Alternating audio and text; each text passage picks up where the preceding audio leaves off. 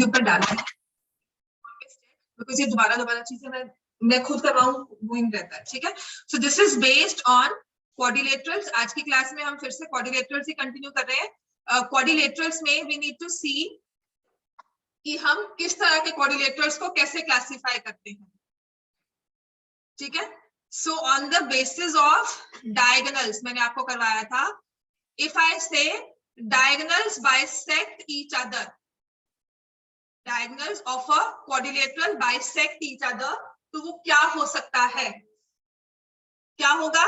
For sure it is a parallelogram. Diagonals bisect each other, for sure it is a parallelogram. Maths का paper कह रही हूँ, तो maths के paper में क्या होगा, जो मैथ्स के टर्म वन का सिलेबस होगा वही आएगा फॉर श्योर, लेकिन क्या क्या आ सकता है वो मुझे नहीं पता, ठीक है। कौन सा क्वेश्चन आएगा वो नहीं बता सकती, लेकिन पक्का बता सकती हूँ कि मैथ्स का ये चैप्टर आएगा, इस चैप्टर में से ये टॉपिक्स आ सकते हैं, ये फॉर्मूलाज आ सकते हैं, ठीक है ना। तो diagonals bisect each other, then for sure it is a parallelogram. लेकिन अगर कहा हो डायगोनल्स बाइसेक्ट एट 90 डिग्री, तो वो क्या हो सकता है? वो रोम्बस भी हो सकता है, वो स्क्वायर भी हो सकता है, लेकिन क्या है पक्का? वो रोम्बस तो पक्का है, स्क्वायर डिपेंड करता है कि डायगोनल्स और क्या क्या है। Then if I say diagonals bisect and are equal, तो वो क्या होगा? पक्का पक्का क्या है? It is a rectangle, it is a rectangle for sure. वो स्क्वायर भी हो सकता है, लेकिन मुझे श्योर नहीं है, स्क्वायर के लिए मुझे कुछ और जानना है उसके बारे में, ठीक हो गया। And if I say diagonals bisect are equal and are at 90 degree angle, तो then for sure it is a square. मैं इसे ऐसे समझाती हूँ कि एक सीट पर यहाँ पे रेक्टेंगल बैठा है और एक सीट पर यहाँ पे स्क्वायर बैठा है, इन दोनों में आपस में बहस चल रही है कि हु इज बेटर, ठीक है, इनमें से कौन सुपीरियर है, ये बहस चल रही है आपस में। तो रेक्टेंगल कहता है मेरे ऑपोजिट साइड्स आर पैरेलल, तो रेक्टेंगल स्क्वायर कहता है मेरे भी ऑपोजिट साइड्स आर पैरेलल, ठीक है। तो रेक्टेंगल कहता है ईच एंगल इज 90 डिग्री, तो स्क्वायर ने कहा कि हाँ मेरे पास भी वो चीज है, आई also have all angles 90 degree. तो रेक्टेंगल कहता है आई हैव डायगोनल्स इक्वल, अब स्क्वायर क्या कहेगा? आई also have diagonals equal, right. अब रेक्टेंगल कहता है कि ठीक है मेरे डायगोनल्स तो बाइसेक्ट भी करते हैं, उसको कहता है मेरे भी करते हैं, तो रेक्टेंगल और क्या बोले? ठीक है ना। हाँ, अब रेक्टेंगल और क्या बोले? तो वो कहता है my opposite sides are equal, opposite sides parallel भी है, तो square says mine also opposite sides are equal in length. अब रेक्टेंगल चुप कर गया, कहता मैं क्या बोला आगे? प्लस स्क्वायर सेज, स्क्वायर कहता है कि जब मेरे दोनों एडजेसेंट साइड्स आर इक्वल, तुम्हारे पास है? तो वो कहता नहीं मेरे पास नहीं है। तो that is why to label some quadrilateral as a square we need some more information कि क्या उसके एडजेसेंट साइड्स इक्वल है, हमें ये जानना जरूरी है।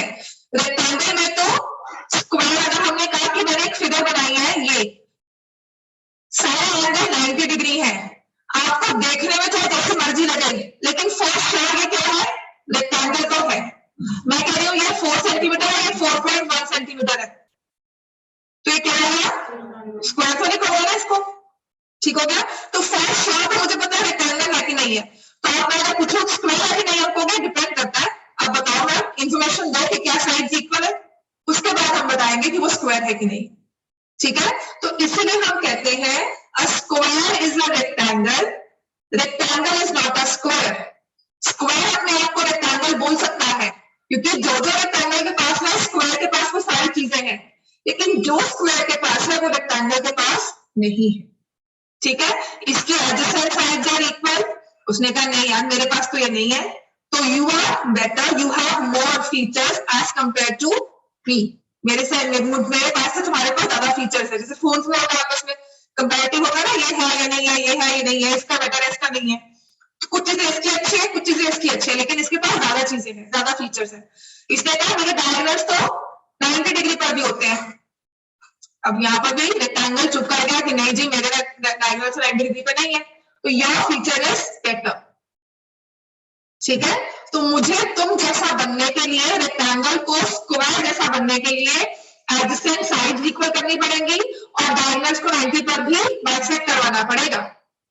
लेकिन स्क्वायर के पास वो ऑलरेडी है। ऐसे ही अगर हम बात करते हैं रोम्बस के और स्क्वायर की, क्योंकि इसमें होता है कि स्क्वायर क्यों नहीं, रोम्बस कहता है ऑल साइड्स इक्वल, तो स्क्वायर कहता है मेरी भी ऑल साइड्स इक्वल। ठीक है, my diagonals bisect at 90 degree, तो स्क्वायर क्या कहेगा, yes I also have this, right. अब रोम्बस तो क्या गया किसके पास, तो जो मेरे पास सारे फीचर्स है वो सब है, opposite angles equal, opposite angles ऐसे, मतलब diagonals bisect my angles, but तो मेरे भी करते हैं। अब होता क्या है, स्क्वायर कहता है मैं ऑल एंगल्स है 90 डिग्री, ऑल द एंगल्स, तो रेक्टेंगल कहता है नहीं यार मेरे पास तो ये नहीं है, my angles are not equal, और अगर इक्वल बन जाए तो मैं स्क्वायर बन जाऊंगा। तो a rhombus is not a square is a rhombus. Rhombus के पास स्क्वायर के सारे फीचर्स नहीं है, लेकिन स्क्वायर के पास रोम्बस के सारे फीचर्स है। तो होता ही है बेटा, ये सारे पैरेललोग्राम के स्पेशल टाइप्स हैं। पैरेललोग्राम आता है, उसके 3 सब पोर्शंस आते हैं, रोम्बस, रेक्टेंगल एंड स्क्वायर। अब समझ में आ गया ये, राइट। तो हमेशा आपको ये पूछना है कि फॉर श्योर क्या है। मैंने कहा है the diagonals bisect each other, तो पक्का पक्का ये क्या होगा, होने को तो ये रोम्बस भी हो सकता है, होने को तो ये रेक्टेंगल भी हो सकता है, होने को ये स्क्वायर भी हो सकता है, लेकिन मुझे फॉर श्योर तो पता है क्या है, पैरेललोग्राम, क्योंकि डायगोनल्स बाइसेक्ट करते हैं। रोम्बस के लिए I need additional information, rectangle के लिए आई नीड एडिशनल इंफॉर्मेशन, और स्क्वायर बताने के लिए भी आई नीड एडिशनल इंफॉर्मेशन। ठीक हो गया इतना, चलो नेक्स्ट लिखो, इसी पर अब क्वेश्चन था next. Which of the following is true for a parallelogram? मैं आपको 4 statements दूंगी, which of the following is true for a parallelogram?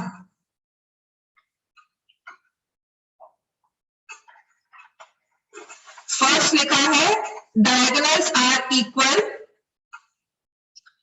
diagonals are perpendicular to each other, diagonals divide the parallelogram into 4 congruent triangles, diagonals bisect each other. कौन सा true होगा, A B C D में D part, कौन सा, D का कि B का, D, diagonals bisect each other, तो which of the following is true, कि डायगोनल्स तो पक्का ही है, बाइसेक्ट करते हैं। ठीक है, डिवाइड इनटू 4 कॉन्ग्रुएंट ट्रायंगल्स का मतलब है कि जब मैंने एक पैरेललोग्राम ड्रॉ किया, एक डायगोनल ने इसे 2 इक्वल पार्ट्स में डिवाइड किया, दूसरे डायगोनल ने भी 2 इक्वल पार्ट्स में डिवाइड किया, ये वाला ट्रायंगल इसको कॉन्ग्रुएंट है, ये वाला ट्रायंगल इसको कॉन्ग्रुएंट है, लेकिन आपस में चारों कॉन्ग्रुएंट नहीं है, because the adjacent sides are not equal. Parallelogram में जनरली हम लेके चलते हैं, ठीक है। So opposite triangles are congruent, लेकिन all the 4 congruent triangles are congruent to each other, वो चीज नहीं है। ठीक हो गया, नेक्स्ट लिखो,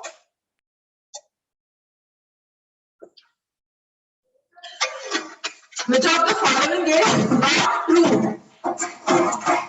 which of the following is not true for a parallelogram, not true for parallelogram। तो ए पार्ट में लिखा है ऑपोजिट साइड्स आर इक्वल, फिर है opposite angles are bisected by diagonals। C part है opposite angles are equal, और D part है diagonals bisect each other।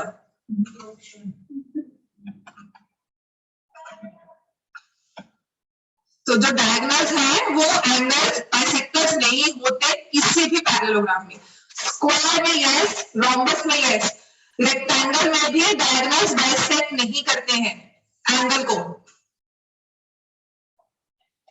दोनों एंगल्स डिफरेंट है। ये स्क्वायर में रेक्टेंगुलर पेपर है, इसका मतलब ये है कि अगर मैं इसके दो ऑपोजिट कॉर्नर्स को ज्वाइन करती हूँ तो ये आपस में ओवरलैप नहीं करते।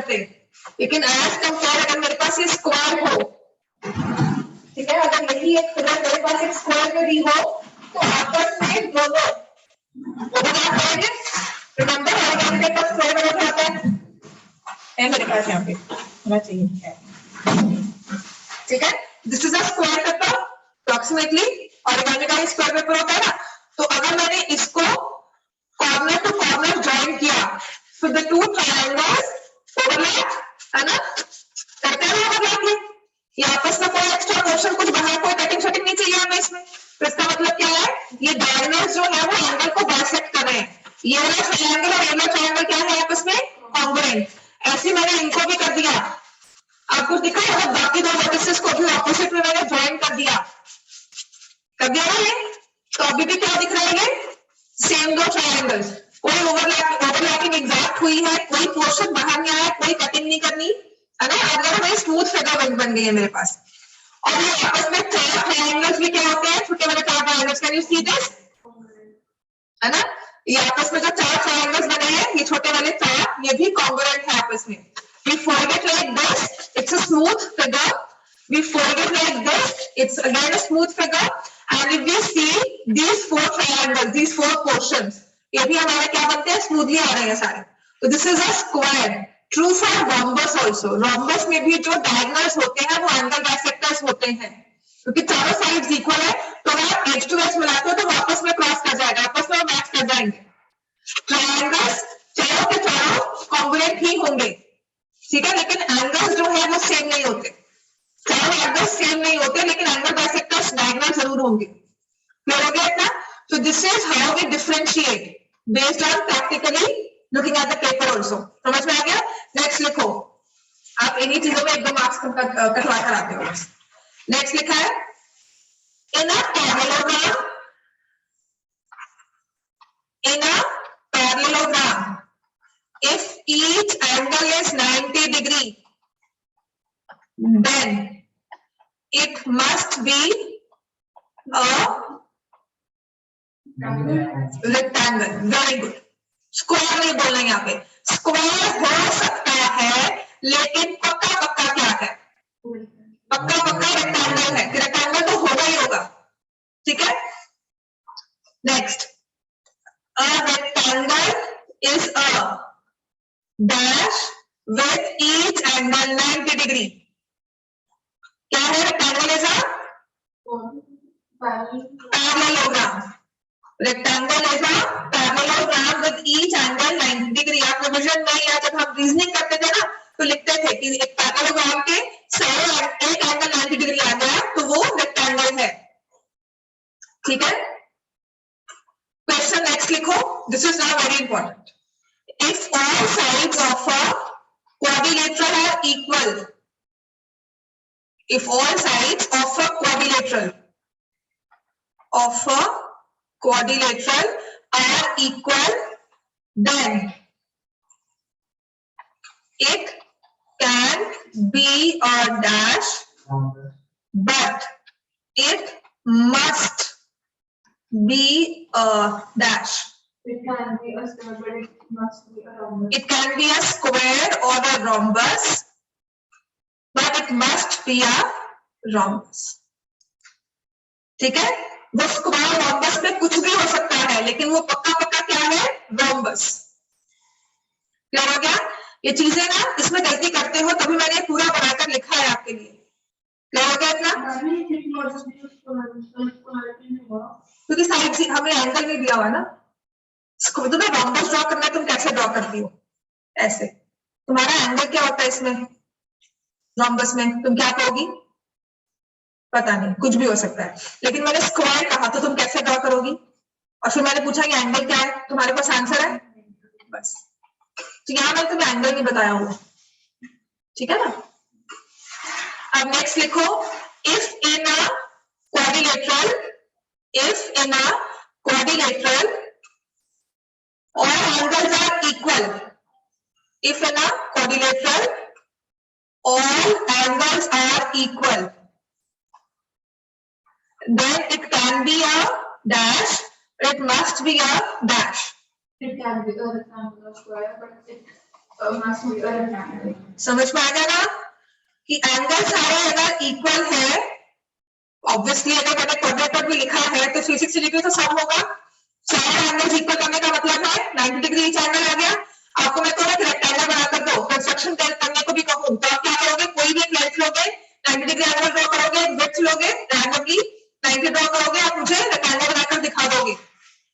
ठीक है। तो रेक्टेंगल के लिए जरूरी चीज क्या है कि लेंथ कुछ भी हो, एंगल सारे के सारे क्या होना चाहिए 90। तो अगर मैंने कहा है कि क्वाड्रिलेटरल में सारे एंगल्स इक्वल है तो वो हमारी अंडरस्टैंडिंग है कि हाँ हर एक एंगल किसके इक्वल होगा 90 के। तो it can be a rectangular square, पर पक्का तो मुझे पता है कि रेक्टेंगल तो बनेगा ही बनेगा। क्लियर हो गया?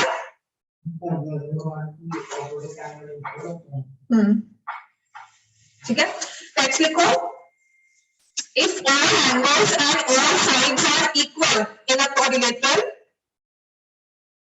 if all angles and all sides are equal, all angles, all sides are equal, मैं quadrilateral की बात ही कर रही हूँ, ठीक है। All angles and all sides are equal, then it is a क्या होगा इसको स्क्वायर, ठीक है। Then it is a square. एक ना 8th में आपने किया होगा रेगुलर पॉलीगन्स, है ना, किया था ना। तो जो स्क्वायर है ना वो रेगुलर पॉलीगन है। चार साइड्स में रेगुलर पॉलीगन कौन सा बनता है? Regular four sided figure. Regular quadrilateral तो वो कौन सा है? स्क्वायर, क्योंकि उसकी चारों साइड्स इक्वल है, चार एंगल्स इक्वल है। ना ही रोम्बस ना ही रेक्टेंगल, कोई भी रेगुलर नहीं है, ठीक है। ट्रायंगल्स में रेगुलर कौन सा होता है? इक्विलैटरल ट्रायंगल, और कोई है ही नहीं, क्योंकि इसकी सारी साइड्स इक्वल, सारे एंगल्स भी इक्वल, ठीक है। तो आगे जब भी कहा जाए ना रेगुलर फिगर बनी है तो एंगल्स भी और साइड्स भी दोनों इक्वल होंगे, ठीक है। तो पेंटागन अगर रेगुलर दिया होगा ना तो पांचों की पांचों साइड्स इक्वल है, पांचों के पांचों एंगल्स भी इक्वल है। क्या हो गया?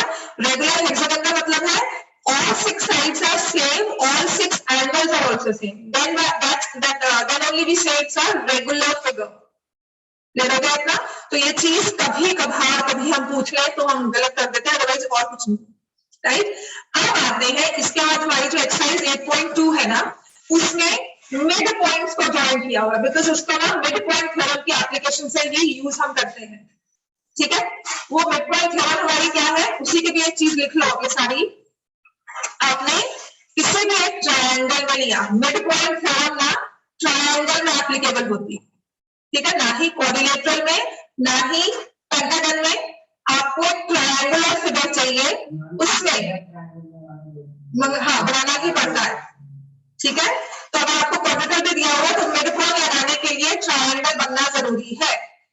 कहते क्या है कि मैंने ट्रायंगल में कितनी साइड्स होती है 3, तो कोई भी 2 साइड्स ले लो, ठीक है, कोई भी। और यूजुअली क्या होता है हमारा वर्टिकल विजन होता है ना, हम सामने सामने वाली चीज देखते हैं तो हमने सामने वाली 2 साइड्स देखी। यूजुअली हमारा विजन वो होता है इन साइड्स के मिड पॉइंट्स को ज्वाइन कर दिया। मिड पॉइंट मतलब 2 पॉइंट्स को अगर आप ज्वाइन करते हो तो क्या बन जाती है लाइन सेगमेंट, है ना। ये तो हमने 6th क्लास से ज्योमेट्री वगैरह सीखनी शुरू कर दी थी। तो D is the mid point, E is the mid point, अपने अपनी जगह पर मिड पॉइंट है। DE बन गई हमारी लाइन सेगमेंट। कैसे बनी? Joining the mid points of any 2 sides of a triangle. ये तो मैंने AB और AC को किया है, आप BC को भी ज्वाइन कर सकते थे, BC के भी मिड पॉइंट को बनाकर ज्वाइन कर सकते थे। तो line joining mid points of any 2 sides of a triangle is parallel to third side and equal to half of it। Mid point theorem ये कहती है कि मैंने किसी भी ट्रायंगल के मिड पॉइंट्स को, साइड्स के मिड पॉइंट्स को ज्वाइन किया तो वो जो लाइन हमारे पास बनती है वो थर्ड साइड को पैरेलल होती है और उसका हाफ होती है। This is my mid point theorem. और इसका कन्वर्स भी ट्रू है। कन्वर्स का कहता है कि आपने एक ट्रायंगल लिया, आपने एक साइड का मिड पॉइंट ले लिया, दूसरे साइड को पैरेलल चलते हुए आप तीसरी साइड से जहां पर टकराओगे वो भी तीसरी साइड का मिड पॉइंट होगा। एक साइड के मिड पॉइंट से चले, दूसरी साइड के पैरेलल चलते जाना है, तीसरी साइड पर जाकर टकराओगे, कहां टकराओगे? मिड पॉइंट पर। The line from one mid point parallel to second side bisects the third side. Line from midpoint of one side parallel to second side bisects the third side. This is my midpoint theorem का converse। Clear हो गया? अब इसको ही हम use करते हैं quadrilaterals में। कैसे? उसने लिखा है we join the mid points of, joining लिखा है तो ये सब लिख लो ये चीजें, क्योंकि ना ये फिर नोट्स बन जाते हैं अगर दोबारा दोबारा देखोगे। Join the mid points of sides of a quadrilateral. Mid point theorem की एप्लीकेशन है फर्दर, ठीक है। तो 8.2 में बार बार लिखाऊंगी, अभी लिख लो, अभी पूरा लिख रहे हो ना सारे, ये रोम्बस वगैरह के बारे में सब लिखा है, पैरेललोग्राम के बारे में। नेक्स्ट अब आता है कि अगर हम किसी भी रैंडमली कोई भी मैं आपको क्वाड्रिलेटरल दे दूं, वो ट्रेपेजियम भी हो सकता है, वो कुछ भी हो सकता है, उनके मिड पॉइंट्स को ज्वाइन कर दिया। ऑब्वियसली मिड पॉइंट किसका होगा, साइड का। तो जब मैंने मिड पॉइंट्स में ऐसे ज्वाइन करके एक फिगर बनाई तो वो फिगर क्या होती है, किसी भी क्वाड्रिलेटरल में वो फिगर क्या होगी, will always be a parallelogram. कैसे वो मैं अभी समझाऊंगी, हमारे क्वेश्चंस है। But the if we join the mid points of sides of adjacent sides, adjacent midpoints of adjacent sides, ठीक है। और ले लो ये ना हो कि ऐसे को मैम ऑपोजिट साइड्स थी। if we join the midpoints of adjacent sides of a quadrilateral, join the midpoints of adjacent sides of a quadrilateral, the figure, जो ये अंदर की फिगर है ना, ये हमेशा क्या बनेगी, एक parallelogram. this will always be a parallelogram। Clear हो गया इतना। फिर अब नेक्स्ट इसका पॉइंट है कि हमने कहा कि क्वाड्रिलेटरल एक पैरेललोग्राम है, ABCD इज अ पैरेललोग्राम। मैंने पैरेललोग्राम की साइड के मिड पॉइंट्स को ज्वाइन किया तो ये फिगर हमेशा क्या बनेगी, लिखो यहां पे, join the mid points of adjacent sides of parallelogram, join the midpoints of adjacent sides of parallelogram। जो फिगर क्या बनती है, इट इज अ, क्या बनेगा हमेशा, parallelogram. It will always be a parallelogram. तो चाहे वो क्वाड्रिलेटरल हो चाहे वो पैरेललोग्राम हो, पैरेललोग्राम में तो क्वाड्रिलेटरल ही है ना, तो उनके हमने मिड पॉइंट्स को ज्वाइन किया तो अंदर भी एक पैरेललोग्राम ही बनता है। क्लियर हो गया ना।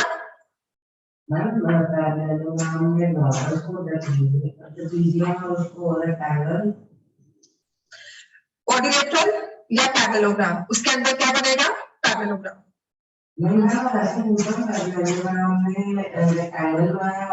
नहीं, पैरेललोग्राम में रेक्टेंगल थोड़ी बनाया, पैरेललोग्राम के मिड पॉइंट्स को ज्वाइन करके पैरेललोग्राम ही बनेगा, ठीक है। कितना क्लियर हो गया। अब मैं कह रही हूं, आपने एक रोम्बस लिया, join the midpoints of adjacent sides of a rhombus, midpoints of adjacent sides of rhombus, join the midpoints of adjacent sides।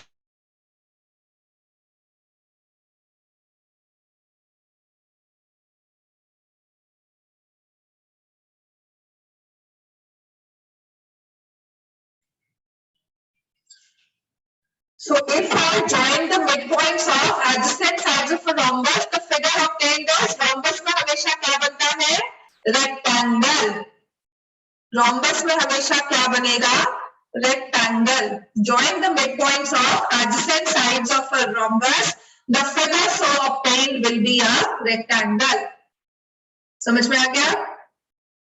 rhombus में बनता है रेक्टेंगल, और यही अगर आप रेक्टेंगल के मिड पॉइंट्स को ज्वाइन करोगे तो क्या बनेगा इसमें, रोम्बस। रेक्टेंगल दोनों आ रहा है ना, रेक्टेंगल में रोम्बस, रोम्बस में रेक्टेंगल। ये विद प्रैक्टिस हो जाता है यार, लर्न ही करना पड़ेगा इसको। 10 बार पढ़ोगे, लिखवाने का मतलब यह है कि इसको पढ़ते रहो।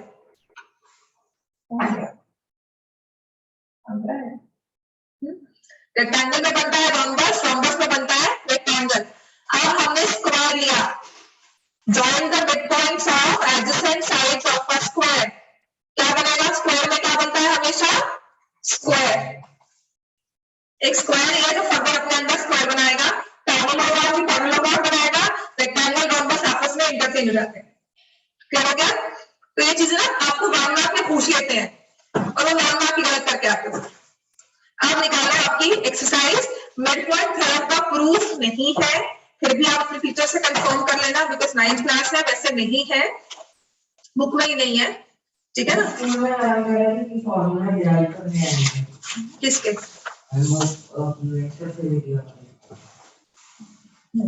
कैसे आ सकते हैं? नहीं आएंगे, आना नहीं चाहिए, बाकी अगर आएंगे तो फिर करना ही पड़ेगा, तो ऐसी कोई बात नहीं है। एग्जाम्पल नंबर 7, एग्जाम्पल 7 से पहले ना क्वेश्चन करवा देती हूँ इसके एक्सरसाइज के। एक्सरसाइज 8.2 क्वेश्चन नंबर 1 बहुत इजी है, ठीक है? चलो स्टार्ट करो। Exercise 8.2 question number 1, exercise 8.2 question number 1 start करो।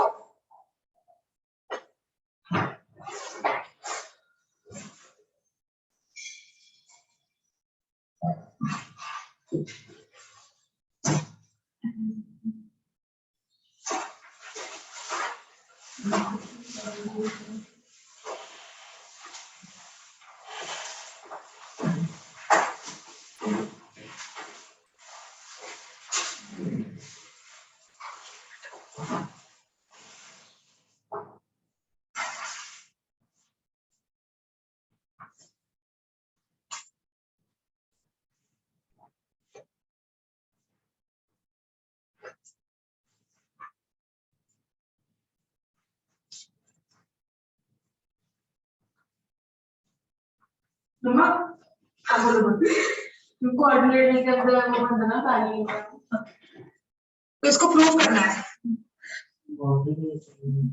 Question number 1 exercise 8.2, it is a quadrilateral ABCD. PQRS are midpoints of sides AB, BC, CDA. See the figure, and then it says show that SR is parallel to AC.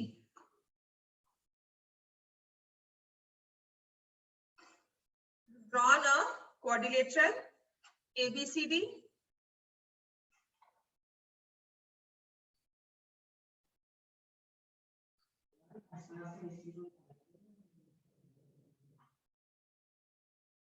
क्या करेंगे आप इसमें? आपने quadrilateral के mid points लिए हैं sides के, ठीक है? तो मैंने उन्हें रैंडमली ऐसे ज्वाइन कर दिया। My figure is not drawn to scale. This is P, this is Q, this is R and this is S।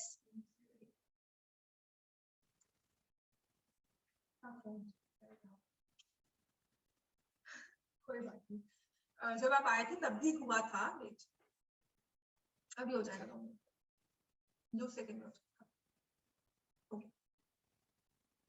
हो गया, ठीक है? So PQRS are the mid points given to proof, आपको लिखवाया हुआ है ये सारा, राइट? तो इसमें हम कंस्ट्रक्शन करेंगे जॉइन AC, तो विल जॉइन AC। और मैंने आपको कहा था मिड पॉइंट थ्योरम लगेगी, मिड पॉइंट्स दिए हुए हैं, मिड पॉइंट थ्योरम लगेगी। इसी से डायगोनल दिया हुआ तो इंस्ट्रक्शन में चलो लिख भी लेंगे, अगर नहीं दिया हुआ तो हम लिखेंगे in triangle ADC S is the midpoint of AD, R is the midpoint of CD, therefore by midpoint theorem। वैसे तो मिड पॉइंट थ्योरम ही लिखते हैं, लेकिन अगर आपके टीचर्स इंसिस्ट करेंगे कि पूरी लाइन सेगमेंट, पूरी लाइन लिखो, पूरी थ्योरम स्टेट करो, तो लिखना पड़ेगा। तो then you have to ask your teacher कि मैम आप मार्क्स तो नहीं काटोगे यहाँ पे, ठीक है? हाँ, उतना ही लिखवाते हैं, पर फिर भी always confirm with your teacher, because हर एक की अपनी अपनी मर्जी होती है और आपके स्कूल के पेपर्स हैं। सो बाय मिड पॉइंट थ्योरम पूरा लिखना है इसको। By mid point theorem SR is parallel to AC and SR is equal to half of AC. Is it clear? SR parallel to AC, SR half of AC, clear हो गया? In triangle ADC, S is the midpoint, समझ में आ गया ना midpoint theorem की application अभी? कहाँ given है ये? वो तो प्रूव करना है, show that लिखा तो है।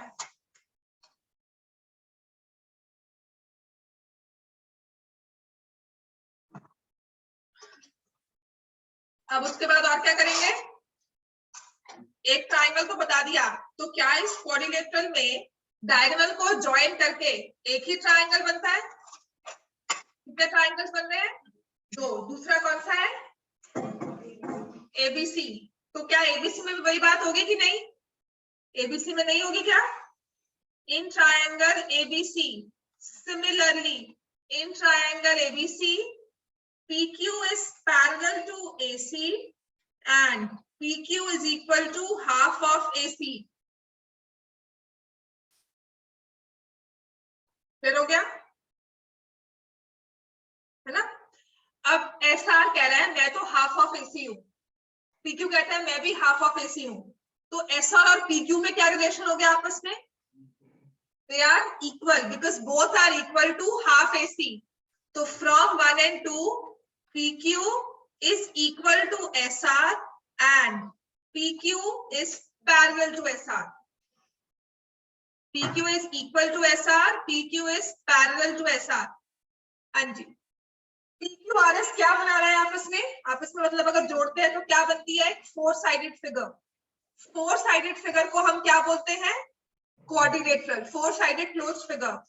और ये ऐसी फिगर है जिसमें PQ और SR क्या है? Opposite sides. Opposite sides are equal, opposite sides are parallel, तो ये क्या बना? पैरेललोग्राम। ठीक है, तो आपका फर्स्ट पार्ट प्रूव हो गया, सेकंड पार्ट भी प्रूव हो गया और थर्ड पार्ट भी। तो we have to show that PQRS is a parallelogram. Based on this information, I say yes, it is a parallelogram. सिर्फ ऑपोजिट साइड्स इक्वल है, वही साइड्स पैरेलल भी है, तो इसका मतलब वो एक पैरेललोग्राम। जो साइड इक्वल है वही साइड पैरेलल है। जिस साइड को मैंने इक्वल कहा है उसी साइड को मैंने कहा है वो पैरेलल भी है, तो इट इज अ पैरेललोग्राम। ऐसे ही अब आपको क्वेश्चन नंबर 2 करना है, खुद करोगे एक बार, है ना? इट इज वही मैंने आपको बताया था, मिड पॉइंट्स ज्वाइन किए हैं रोम्बस के। पहला स्टेप तो हमेशा पैरेललोग्राम तक पहुंचना होगा। Next is your question number 2 which says ABCD is a rhombus. तो रोम्बस मैंने ड्रॉ कर लिया, कुछ इस तरह से बनेगा। ठीक है, PQRS are the mid points, तो ABCD PQRS, PQRS are the midpoints। जैसे फिगर बन रहे हैं ना, कभी भी रेक्टेंगल दिखे ना, ये ऐसी फिगर कभी नहीं बनानी है। तो देंगे ये डिजिटल पेन थोड़ा सा, we have to be very precise। मेरी ड्राइंग इतनी भी बुरी नहीं है वैसे, ठीक है। This is A, B, C and D and randomly, मतलब थोड़ा सा फिगर आपका एग्जैक्ट होना चाहिए। ये ना हो कि we are looking to, क्या कहते हैं, looking to London, talking to Tokyo, ऐसा कुछ नहीं होना चाहिए कि कुछ कह कुछ रहे हैं बना कुछ रहे। ठीक है, so I join the midpoints, approximately midpoints लग रहे थे, है ना? तो ये P, Q, R and S, AB के साथ ही दिया हुआ था। Show that PQRS is a rectangle। हाँ, BD को करो ये, ठीक है। तो I join BD, तो ये हमारी अब क्या हो जाएगी? कंस्ट्रक्शन। और कंस्ट्रक्शन है तो क्या होती है हमेशा? डॉटेड लाइन में। तो हमने कहा है जॉइन BD, डिपेंड करता टीचर को, वो मार्क्स काट भी सकती है। ठीक है, तो यूजली जब कंस्ट्रक्शन होते हैं तो उसको डॉटेड ही शो करते हैं। हो गया था? तो हमारा फर्स्ट स्टेप क्या होगा? वही जो पहले लिया था, in triangle ABD PS is parallel, पूरा लिखना पड़ेगा। P is the midpoint of AB, S is the midpoint of AB. So by midpoint theorem, PS is parallel to BD, PS is half of BD.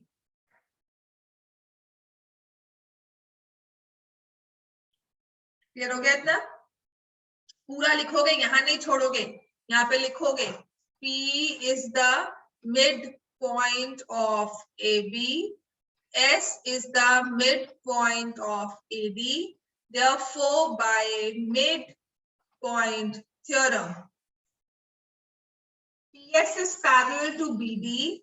PS is equal to half of BD. ऐसे ही in triangle BCD, QR is parallel to BD. QR is equal to half of BD. तो यहां से from 1 and 2 we conclude PS is parallel to QR and PS is equal to QR. PS is parallel to QR and PS is equal to QR. तो यहां से हम क्या बोलेंगे?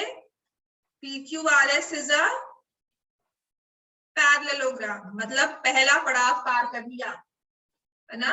We've crossed the first milestone. Parallelogram तो बता दिया, अब उसको बनाना क्या है हमें? और रेक्टेंगल को बनाने के लिए क्या करना पड़ता है हमेशा? 1 angle 90 बस, और कुछ नहीं करना. तो we have to show that one angle is 90 degree. वो कैसे शो करेंगे? अच्छा, ये आपका ABCD क्या था? SQ. हाँ जी, फिर कैसे?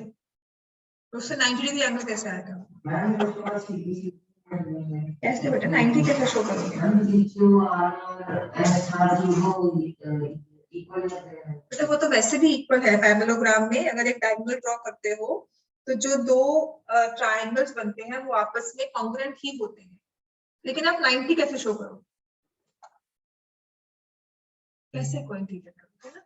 कोइंटीरियर से तो फिर हम सिंपल किसी भी पैरेललोग्राम को शो कर सकते हैं 90. हाँ, बिकॉज इसमें क्या दिया हुआ है? ABCD क्या है? रोम्बस. रोम्बस में खास बात और क्या होती है? Diagonals bisect at 90 degree. Diagonals bisect at 90 degree. ठीक हो गया?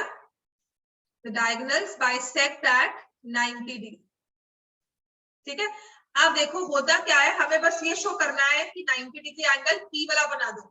जो कोऑर्डिनेटर PQRS है ना, उसका एंगल एक 90 डिग्री है, तो एंगल P 90 डिग्री है, हमें वो शो करना है. ठीक है. देखो होगा क्या, इसका ना छोटा सा एक पार्ट हम लेंगे and will prove it. Yes, हाँ जी.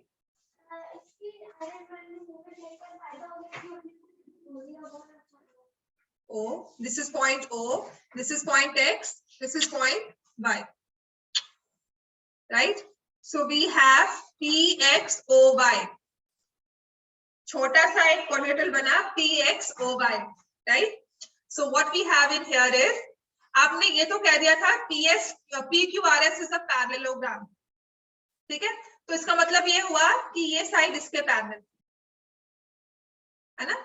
तो कैन आई से PY is parallel to XO.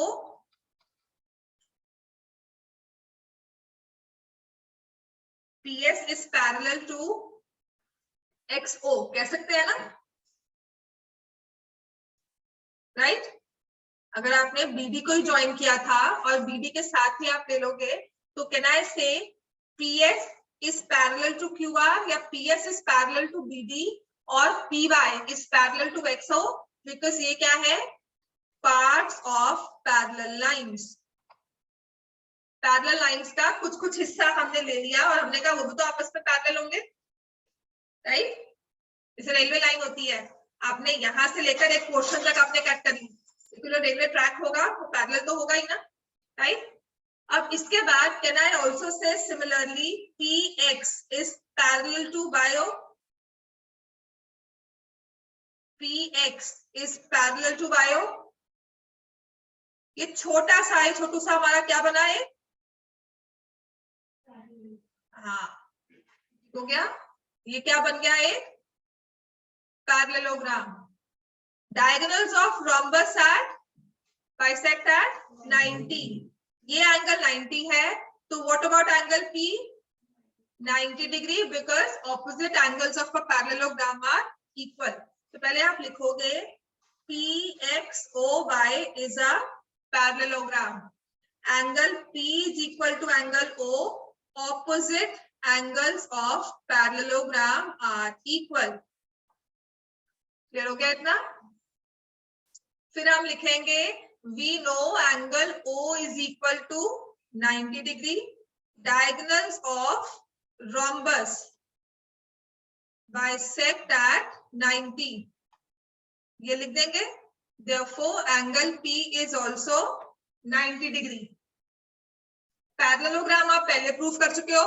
90 आपने कहा एक एंगल है और हमने अभी पढ़ा था a parallelogram with one angle 90 is a rectangle, hence proof. हाँ.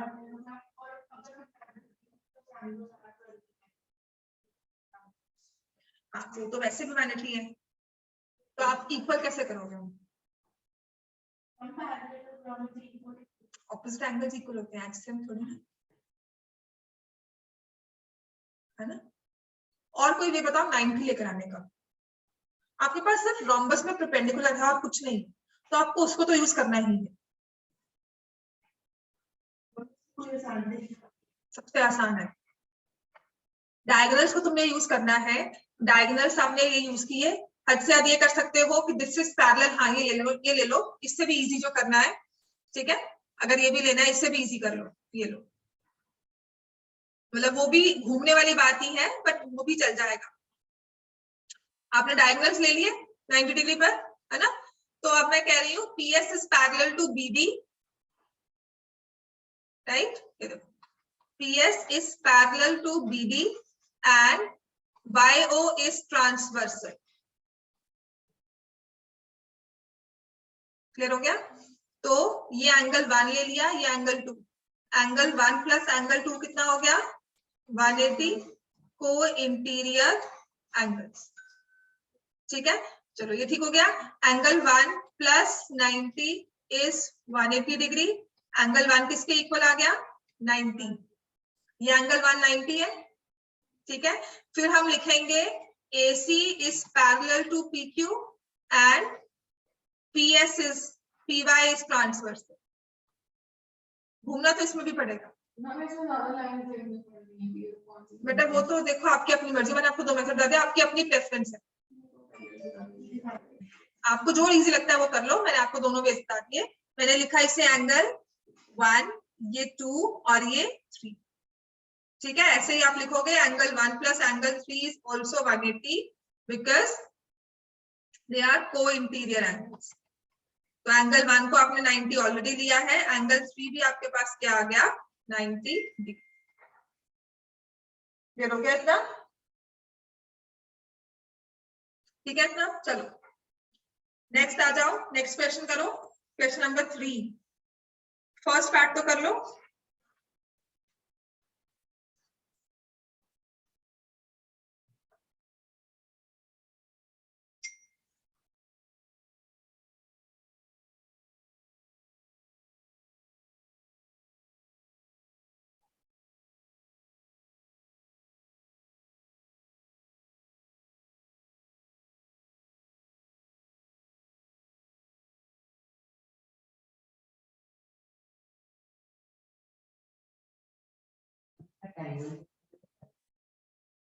पहले तो पैरेललोग्राम तो बनता ही बनता है.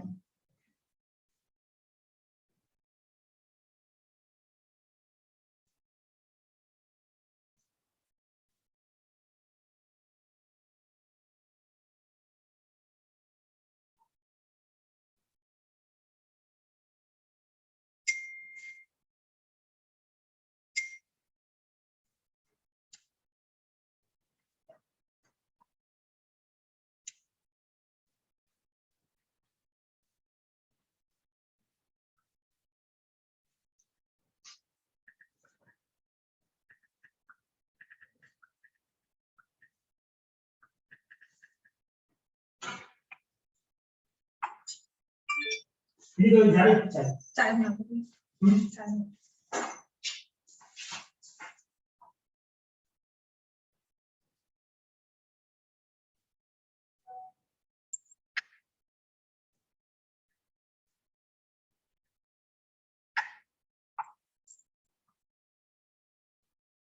चलो अब आपके पास है question number 3.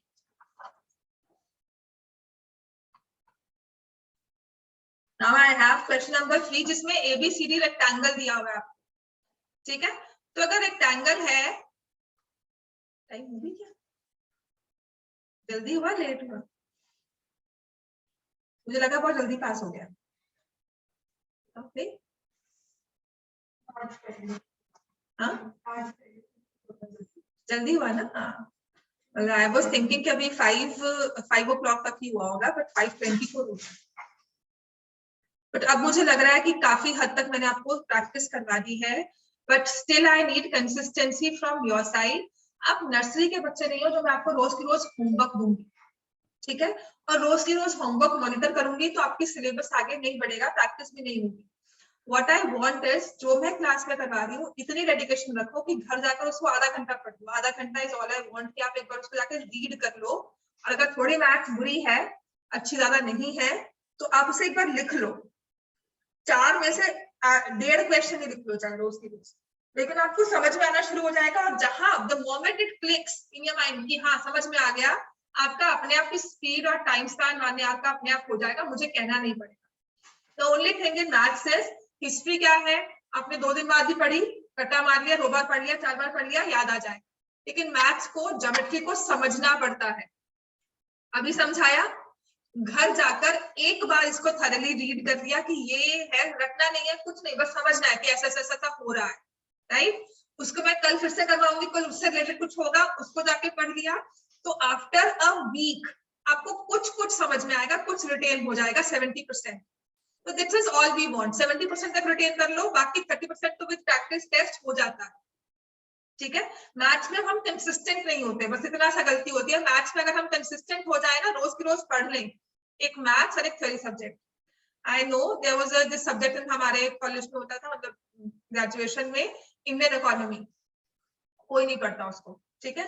Beginning of the year आप बड़ा सोचते हो कि हम रोज पढ़ेंगे, नहीं पढ़ते। लेकिन अगर हम रोज उस चैप्टर के 2-2 पेजेस भी पढ़ते हैं तो by the end of the year जो पेपर होते हैं आपको सब कुछ याद होगा। हम उठाते उसको लास्ट 10 डेज में थे और फिर रट्टा मारा, फिर घबराते थे कैसे करेंगे, ये करेंगे, वो करेंगे। This is what we require. Maths एक ऐसी चीज है तो लास्ट में रट्टा भी नहीं मार सकते, ठीक है। उसको तो रट्टा मार लिया, उसके फिगर्स याद कर ली, पॉइंट्स याद कर लिए, चलो हो गया, कुछ ना कुछ तो आप डिटेल में लिखा होगा अपनी तरफ से भी। मैथ्स में लिखकर क्या होगा, इस फिगर में क्या लिखोगे, तब तक कुछ आता ही नहीं होगा। मैथ्स बस इतना ही, तभी हम डरते हैं बिकॉज रट्टा मार के भी चलता नहीं, क्योंकि क्वेश्चन वहां से हल्का सा चेंज किया, आप अपना चिपका कर आ गए, गलत। हाँ जी, बात वही है हर बार में, हाँ मिड पॉइंट थ्योरम बस। तो मतलब पहली बात तो आपका फर्स्ट स्टेप, तो पहला पड़ाव तो सब बड़े आराम से, जैसे वो केबीसी का होता है ना 5000 तक सब पहुंच जाते हैं। PQRS इज अ पैरेललोग्राम, ये तो सब पहुंच जाएंगे। हाँ सेकंड पार्ट हमें शो करना है, इट्स अ रोम्बस, ठीक है। आपको एडजेसेंट साइड्स इक्वल प्रूव करनी है। डायगोनल्स क्या होते हैं इसके, बस रेक्टेंगल में भी बात क्या है, डायगोनल्स की। तो diagonals of rectangle are equal, सबसे इजी है ये, और इतना घूमना ही नहीं पड़ेगा हमें। तो मैंने यहाँ से AC को भी ज्वाइन कर लिया, तो I know that PS is equal to half BD and PQ is equal to half AC। बहुत सारी लाइंस आ जाती हैं तो हम हो जाते हैं कंफ्यूज। जब बहुत सारी लाइंस आती हैं तो हम होते हैं कंफ्यूज। तो यहाँ पर आप मुझे बोल सकते हो मैम स्टॉप, पॉज करो, म्यूट करो अपने आप को, थोड़ा बोलो नहीं, और यहाँ पर let us see the figure, let us understand what you are talking about. I am saying there PS is half of BD, ये दिख गया ना। और ऐसे ही यहां से PQ is half of AC, ठीक है। और BD और AC आपस में क्या है, इक्वल। क्यों है इक्वल, क्योंकि ये क्या है, रेक्टेंगल। रेक्टेंगल में क्या होता है, diagonals of rectangle are equal, so ABCD is a rectangle, diagonals are equal, AC is equal to BD। अगर ये आपस में इक्वल है तो इनके हाफ्स भी क्या होंगे, इक्वल होंगे। और हाफ्स को तो हम पहले ही बता चुके हैं, मतलब मेरे पास एनिमेशन नहीं है कि मैंने कहा हाफ AC हाफ BD और हाफ AC में PQ चलता हुआ है कि I am half AC, right. कभी मुझे अगर एनिमेशन आई ना, कभी मैंने सीखी जैसे, तो मैं ये सारी एनिमेटेड करके दिखाऊंगी कि PQ now comes running and says I am equal to half AC, और वहां से PS रनिंग आता है कि नहीं मैं हाफ BD के इक्वल हूं. So they both replace half AC and half BD, and then they realize कि ओ हम तो आपस में इक्वल है. समझ में आ गया? तो PQ और PS कि क्या है, लाइन सेगमेंट्स है. लाइन सेगमेंट्स क्या होती है, लेंथ होती है उनकी डेफिनेट. मैंने कहा AC 6 है तो BD भी 6 है, दोनों आपस में सेम है. उनके हाफ क्या हुए, 3. PS की लेंथ भी 3 है, PQ की लेंथ भी 3 है, तो आपस में ये भी क्या हो गए, equal in length. So when I am taking PQ is equal to PS, I am talking about their length. Angle A equal to angle B, I am talking about their degrees, their measurements. समझ में आ गया? तो a parallelogram with adjacent sides equal is a rhombus. Next में लिख दोगे last में, PQ is equal to PS, hence PQRS is a rhombus. PQRS is a rhombus, और reason लिखोगे a parallelogram को PQRS is a rhombus लिखोगे ना, ठीक है. A parallelogram with adjacent sides equal is a rhombus. Parallelogram with adjacent sides equal is a rhombus. ठीक हो गया कि वहां से PQ चलता हुआ आ रहा है. When we talk of lengths being equal, PQ equal to PS क्या है, ज्योमेट्री में ना कभी नहीं कोई बताएगा कि इनकी लेंथ इक्वल है आपस में. इनको नंबर दो, 3 3. आपके जब एंगल्स दिए होते हैं लाइंस एंड एंगल्स में, याद है फर्स्ट चैप्टर कितना इजीली, फर्स्ट एक्सरसाइज में जब मेजरमेंट्स निकाले तब कितनी इजीली होता है, ये 30 ये 30 ये 40 ये 50. क्यों होता है, because we talking of numbers. ये ज्योमेट्री क्या है, ये PQPS क्या है, PQPS लेंथ है, आपस में इक्वल है, तो लेंथ को नंबर दे दो, बहुत जल्दी सॉल्व हो जाए. ठीक है, चलो जाओ.